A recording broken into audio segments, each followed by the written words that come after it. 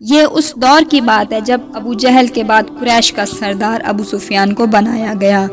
سردار چونکہ بنو امیہ میں سے تھے، تبھی بنو امیہ اپنے آپ کو اور بھی معزز سمجھنے لگے۔ اللہ کے رسول نے جب اللہ کا دین لوگوں تک پہنچایا تو ابو سفیان اور ان کے ساتھی بار بار اللہ کے رسول کی توہین کرنے لگے کہ قریش کے سردار تو ہم ہیں، ہم اس ہاشمی نبی کو تسلیم نہیں کریں گے۔ بس یہ بغض قائم ہی تھا کہ انہوں نے اللہ کے رسول کو قتل کرنے کا ارادہ کر لیا۔ پھر اللہ تعالیٰ نے اپنے رسول کو حکم دیا کہ وہ ہجرت کر لیں۔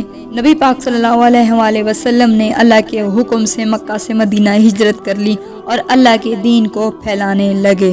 ابو سفیان نے پھر سے مکہ والوں کو جمع کیا اور اللہ کے رسول سے جنگ کی جو بدر کے کنویں کے پاس تھی، اور اسے غزوہ بدر کہتے ہیں۔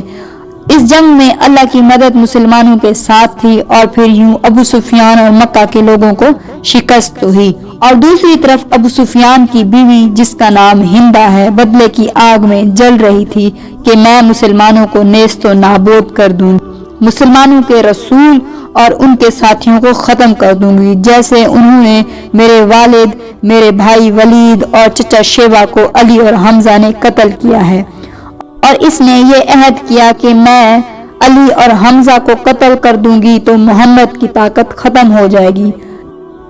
اور یہاں ابو سفیان اور خالد بن ولید قریش سے بدلہ لینے کے لیے دن رات منصوبے بناتے رہے کہ مسلمانوں کو نیست و نابود کرنا ہے اور مدینے پر حملہ کرنا ہے۔ پھر ٹھیک ایک سال بعد 11 مارچ 625 عیسوی شوال 3 ہجری کو قریش 3000 جنگی پہلوان جو اپنی سواریوں پہ نیزے بھالے لے کر مدینے کی طرف روانہ ہوئے۔ اللہ کے رسول کو جیسے ہی اس بات کی خبر ہوئی تو آپ نے چاہا کہ مدینے میں رہنے والوں کو کوئی تکلیف نہ ہو، تو آپ 1000 لشکر لے کر احد کے پہاڑ پر چلے گئے۔ تبھی اس جنگ کو غزوہ احد کہا جاتا ہے۔ بالآخر 23 مارچ سن 625 عیسوی ہفتے کے دن قریش اور مسلمان ایک دوسرے کے آمنے سامنے مد مقابل آنے لگے۔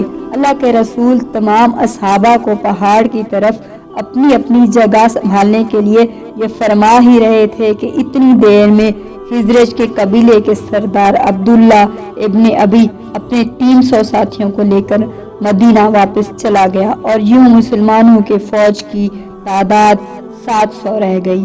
مسلمان لشکر کے مغربی جانب ایک پتھریلی پہاڑی تھی۔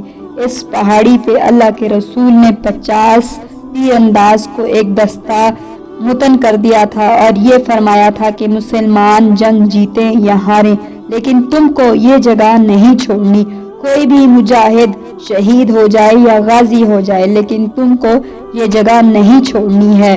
اصحاب نے اس بات کو تسلیم کیا تاکہ پچھلی جانب سے یہ سپاہی لشکر کا دفاع کر سکیں۔ پھر جیسے ہی قریش نے مسلمانوں پر حملہ کیا، پھر کہیں حمزہ کی تلوار نکلی تو کہیں علی ابن ابی طالب نے مشرکوں کے سر قلم کرنا شروع کر دیے، یہاں تک کہ مشرک لشکر چھوڑ کر بھاگنے لگے اور مسلمان خوش ہونے لگے کہ ہم غزوہ بدر کی طرح یہ جنگ بھی جیت چکے ہیں۔ اور ابو سفیان کی بیوی نے جب یہ منظر دیکھا تو اس نے اپنے ایک غلام سے کہا، تم جنگ کو چھوڑو، صرف حمزہ کو دیکھو، مجھے کامیابی یا ناکامی سے کوئی سروکار نہیں، مجھے بس حمزہ کا سر چاہیے۔ اتنی دیر میں وہ فوجی دستہ جن کو رسول اللہ صلی اللہ علیہ وآلہ وسلم نے اپنی جگہ چھوڑنے سے منع کیا تھا، جب انہوں نے دیکھا کہ مسلمان تو جنگ جیت چکے ہیں، اب مال غنیمت ملے گا، ایسا نہ ہو کہ سب کو مال غنیمت ملے اور ہم یہیں رہ جائیں، پھر انہوں نے اپنی جگہ چھوڑ کر مال غنیمت لوٹنا شروع کر دیا۔ جیسے ہی پچھلی جگہ سے دنا خالی ہوا جہاں اس دستے کو تعین کیا گیا تھا، وہ جگہ خالی ہوئی، اس جگہ سے پچھلی جانب سے قریش کے ایک سردار خالد بن ولید نے مسلمانوں پر حملہ کر دیا۔ اب آگے سے بھی قریش کی فوج اور پیچھے سے بھی قریش کا لشکر اور بیچ میں مسلمان پھنس گئے، اور وہ مسلمان کبھی پچھلے لشکر سے لڑتے کبھی آگے والی فوج سے لڑتے۔ اتنی دیر میں ابو سفیان کی بیوی کا وہ غلام جو حضرت حمزہ کی تلاش میں تھا، اس نے حضرت حمزہ کا نشانہ کر کے حضرت حمزہ کو نیزہ دے مارا۔ بس پھر حضرت حمزہ کا زمین پر گرنا تھا جیسے کوئی شیر زخمی ہو کے زمین پہ گرا ہو۔ جب سب نے یہ دیکھا تو مسلمانوں میں واویلا شروع ہو گیا۔ کہیں سے آواز آئی کہ حمزہ شہید ہو گیا۔ یہ سننا تھا کہ مسلمان بھاگنا شروع ہو گئے۔ اس دوران اللہ کے محبوب رسول اللہ صلی اللہ علیہ وآلہ وسلم کے چہرے مبارک پر کسی شیطان نے پتھر دے مارا۔ رسول اللہ کا چہرہ زخمی ہو گیا اور آپ کے دانت مبارک شہید ہو گئے اور آپ بے ہوشی کی حالت میں گرنے لگے۔ یہ دیکھ کر کسی نے آواز لگائی کہ رسول اللہ شہید ہو گئے۔ یہ سننا تھا کہ مسلمانوں میں قہرام برپا ہو گیا۔ مسلمان بھاگنے لگے کہ جب اللہ کے رسول شہید ہو گئے ہیں تو ہم کیسے لڑیں۔ یہ بات جیسے ہی امام علی کے کانوں میں پڑی، امام علی شیر کی طرح کفار کے لشکر کو چیرتے ہوئے اللہ کے رسول کے پاس آئے۔ جیسے ہی حضرت علی نے رسول اللہ کے چہرے پہ خون کو دیکھا تو آپ نے اپنی تلوار سے پہاڑ پر ضرب لگائی تو پہاڑ ایک جگہ سے کھدک گیا اور امام علی نے رسول اللہ کو اس کھدے ہوئے پہاڑ پر بٹھا دیا اور ایک علی پورے قریش سے مقابلہ کرنے لگا۔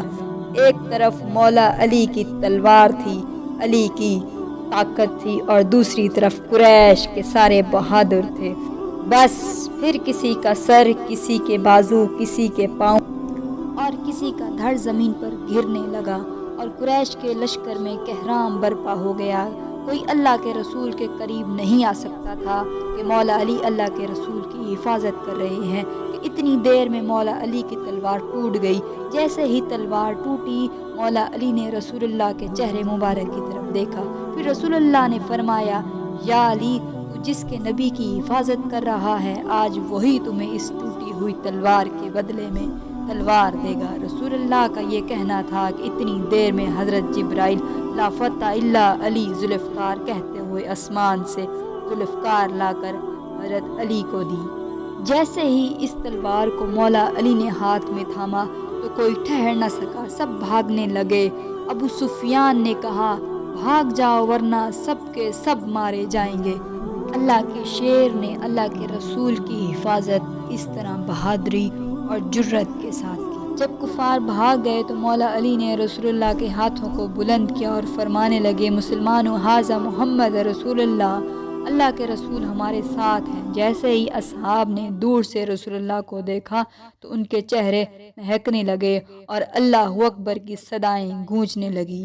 سلام ہو اللہ کے رسول پر محمد صلی اللہ علیہ وآلہ وسلم، سلام ہو اللہ کے شیر علی ابن ابی طالب پر۔